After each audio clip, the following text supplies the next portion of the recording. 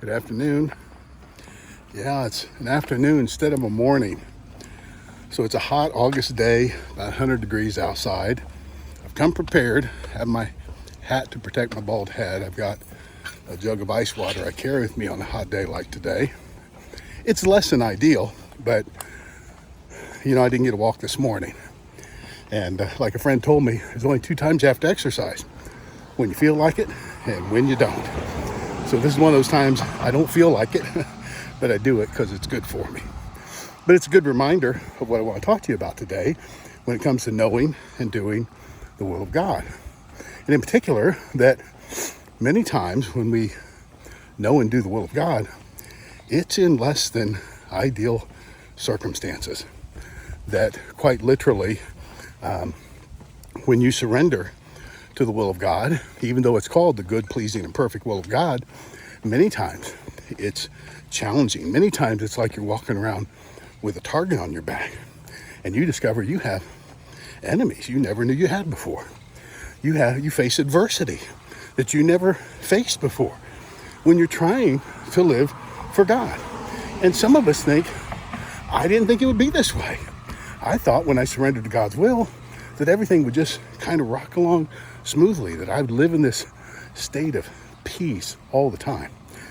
And I'm just here to tell you that there's a real enemy that exists in this world, and part of his purpose is to oppose the will of God at every turn. And so not only is he actively opposing what God is trying to do in this world, he's opposing what God's trying to do in you in this world, because you have surrendered to the will of God.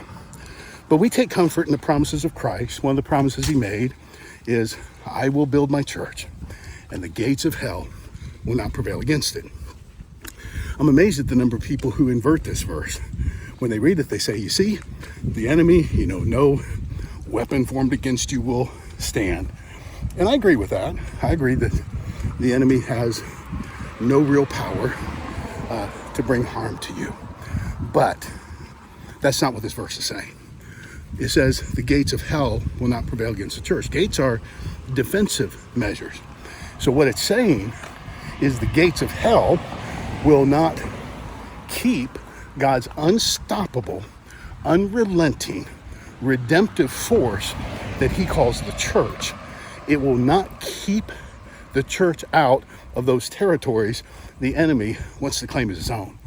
It will not keep the church out and away from those lives the enemy has tried to destroy and claim as his own.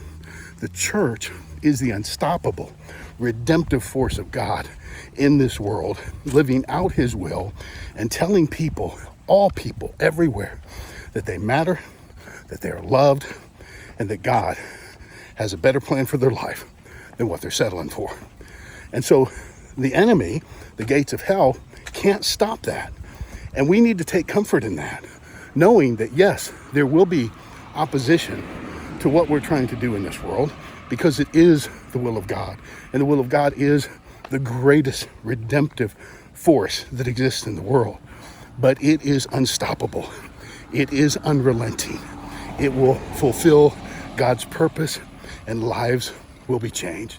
And you and I, we get to be a part of it. So God bless you, and I hope to see you again real soon.